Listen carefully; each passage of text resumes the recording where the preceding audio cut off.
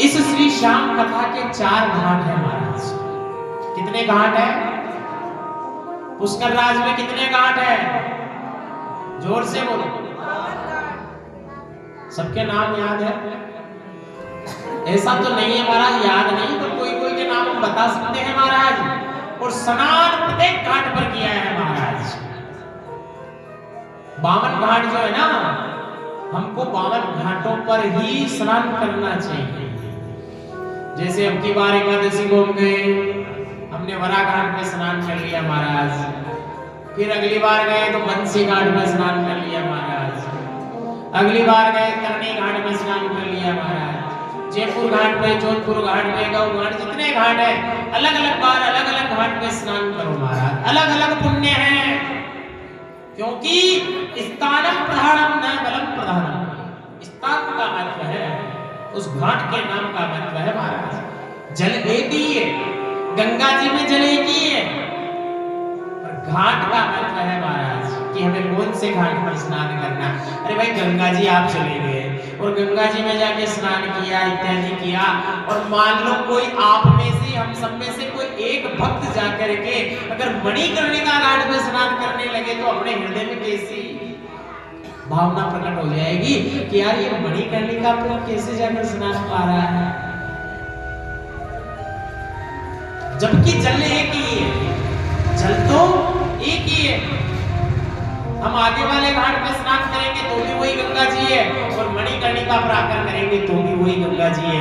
यानी गौ घाट पर पुष्कर में हम स्नान करेंगे तो भी पुष्कर राज का जल होगा वही है, और हम जयपुर घाट, बंसी घाट, वरा घाट में स्नान करेंगे तो भी जल का वही महत्व है। पर नहीं, शास्त्र कहते हैं कि यहाँ स्थान का महत्व है महाराज। इसलिए अब ध्यान रखना, जब भी पुष्कर राज में जाओ, हमारे तीर्थों के गुरु है पुष्कर राज, तो अलग अलग घाटों पर स्नान करना।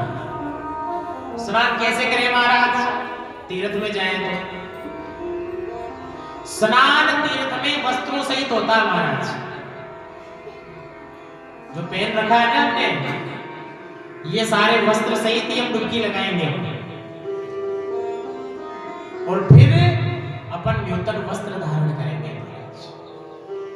अब कई भाई लोग क्या करते हैं, कई माताएं क्या करती है महाराज, हाथों लेती है, नहाने धोने के बाद में मौसम को देखते हैं, तीर्थ की मर्यादा का विशेष ध्यान रखा जाता है महाराज। कोई तैरने लग जाता है गंगा जी में, कोई पुष्कर राज में भी तैरने लग जाता है, कोई अपने वस्त्र को निचोड़ रहा है महाराज। तीर्थ में कभी भी जाओ, वस्त्र को निचोड़ना नहीं चाहिए महाराज। जैसे आपने उतारा, उतार कर डबो कर लाओ और सीधा कहीं एक स्थान पर रख दो, वो पानी झल जाएगा। उनको निचोड़ो मत। निचोड़ने से वो पुण्य चला गया आपका। जितनी 11 डुबकी आपने लगाई थी ना पुष्कर राज में, सब समाप्त हो गई है केवल निचोड़ने मात्र से। क्यों?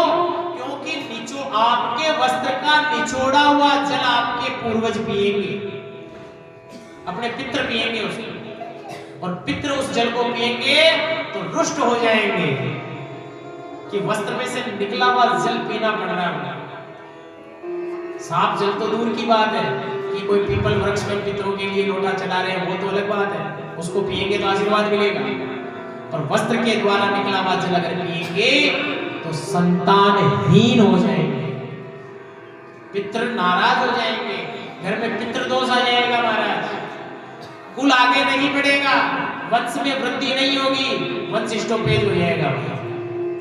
इसलिए हमें ध्यान रखना है कि हमें तीर्थ में कभी भी जाएं तो वस्त्रों को निचोड़ना नहीं चाहिए। तो ये श्याम कथा है, और इस श्याम कथा के 4 घाट है महाराज।